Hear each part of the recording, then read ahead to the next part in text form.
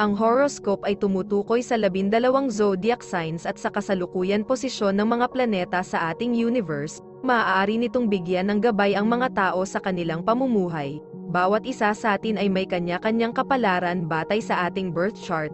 May mga kilala at tanyag na tao sa mundo ang naniniwala at gumagamit ng astrology upang mag-manifest ng kanilang mga hinahangad sa buhay. Gayunpaman, ang sinuman ay malayang magdesisyon para sa kanyang sarili. Ito ay gabay lamang.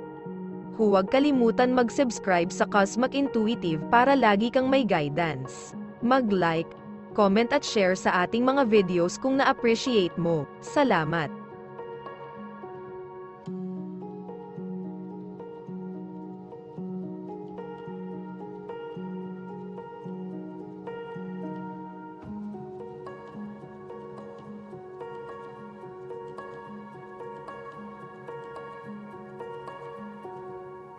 Aries, mag-ingat sa pagiging masyadong matigas ang ulo ngayon, Aries.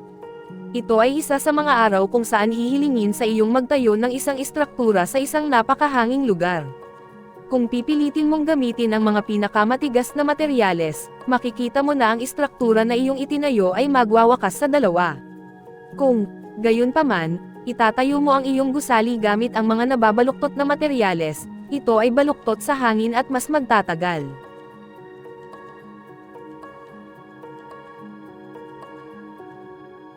Taurus, buti na lang at flexible ang ugali mo, Taurus, lalo na ngayon.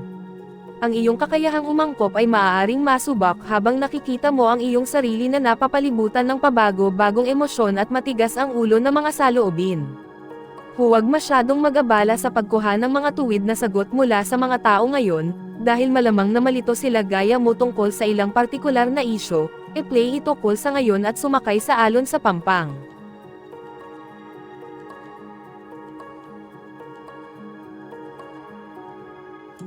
Gemini, maaari kang mabiggo sa kawalan ng pangako ng iba ngayon, Gemini.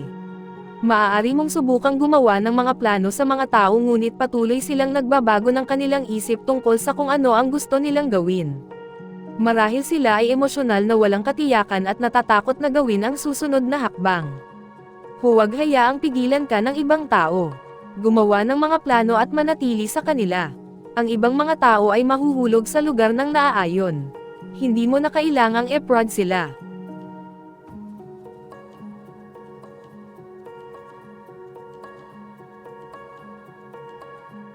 Cancer, dapat ay malakas ang pakiramdam mo ngayon, Cancer, bagamat maaari mong makita na may ideyang tumatakbo sa iyong isipan na humihiling sa iyo na pabagalin at gawin ang mga bagay ng paisa-isa. Ang panloob na pag-uusap ay maaaring mabaliw sa iyo kung hindi ka mag-iingat. Ang pinakamahalagang gawin ngayon ay sundin lamang ang iyong puso. Gawin ang gusto mong gawin, at makihalubilo sa mga taong pinakamamahal at iginagalang mo.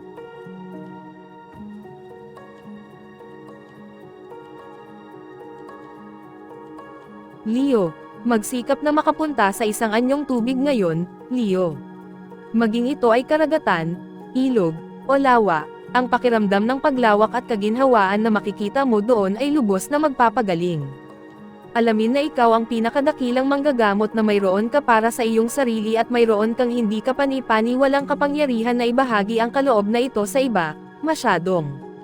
Dagdagan ang nakapagpapagaling na enerhiya na ito sa pagbabalik sa kalikasan.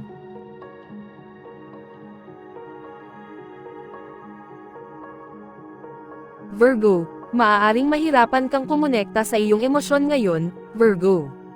Maaaring mahirap makahanap ng kaunting tahimik na oras kapag maaari kang umupo at makinig sa iyong panloob na boses. May mga distraction sa paligid na humihila sa iyo sa iba't ibang direksyon. Tandaan na ang mga puwersang ito ay hindi nangangahulugang kumikilos para sa iyong pinakamahusay na interes.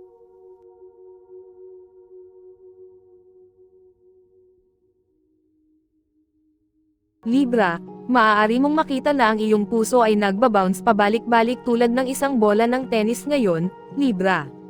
Isang minuto maaari kang iguhit sa isang paraan, habang sa susunod na minuto ay iguguhit ka sa isang ganap na naiibang direksyon. Sa halip na subukang labanan ang damdaming ito, samantalahin ito. Sinasadya o hindi, ang talagang ginagawa mo ay paggalugad. Subukan ang mga bagong bagay hanggang sa matiyak mong nahanap mo na ang kailangan mo.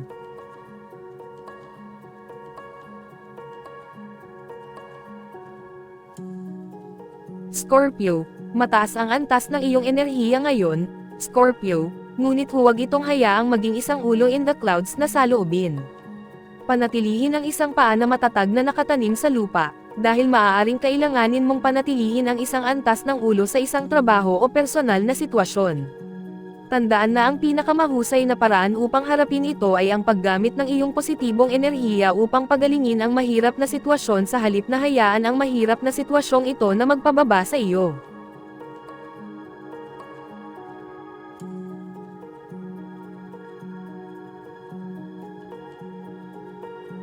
Sagittarius, maaari mong isipin na ang iyong buhay ay masyadong boring para sa sino mang iba pa, Sagittarius. Huwag mahulog sa isang balon ng awa sa sarili at kumbinsihin ang iyong sarili na walang sapat na kaguluhan sa iyong buhay at hindi kailanman magiging. Maniwala ka na mayroon kang kapangyarihang pagalingin ang anumang naaapektuhang pakiramdam na maaaring mayroon ka sa oras na ito. Isaalang-alang ang pagsali sa isang espiritual na grupo ng suporta kung saan maaari mong tapat na ibahagi ang iyong nararamdaman.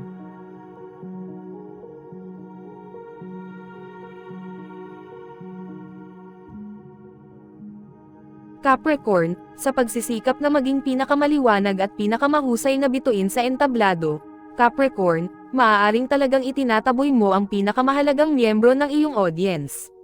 Siguraduhin na hindi ka naglalagay ng iba't ibang mga maskara sa iba't ibang tao para lang mapatahimik mo ang mga kasama mo. Nakikita mismo ng iba ang anumang disguise na sinusubukan mong isuot. Ang pagsisikap na linlanggan ng iba ay isang tanda lamang ng kawalang galang.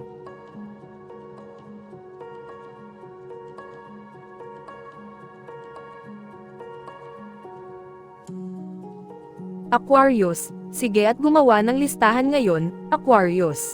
Ang makapangyarihang mga emosyon ay malamang na mag-akit sa iyo mula sa iyong kasalukuyang landas maliban kung mayroon kang isang uri ng konkretong plano na babalikan. Gamitin ang mga walang ginagawang kamay sa pamamagitan ng paglalaan ng mga gawain sa mga tao sa paligid mo. Magugulat ka sa maliit na mga bloke ng oras na mayroon ka kapag nananatili ka sa gawain at pinananatiling gumagalaw ang iyong sarili at lahat ng tao sa paligid mo.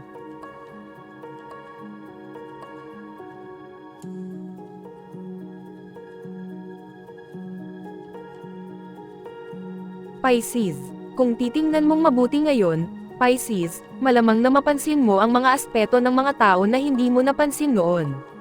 Maaaring magkaroon ng siklab ng galit ng aktibidad na mahuli ka sa lambat nito at mag-aalis sa iyo. Tumingin sa ibang tao para sa patnubay habang nagpapatuloy ka. Kapag humingi ka ng tulong, makukuha mo ito. Kasabay nito, marami kang matututunan tungkol sa mga taong tutulong sa iyo.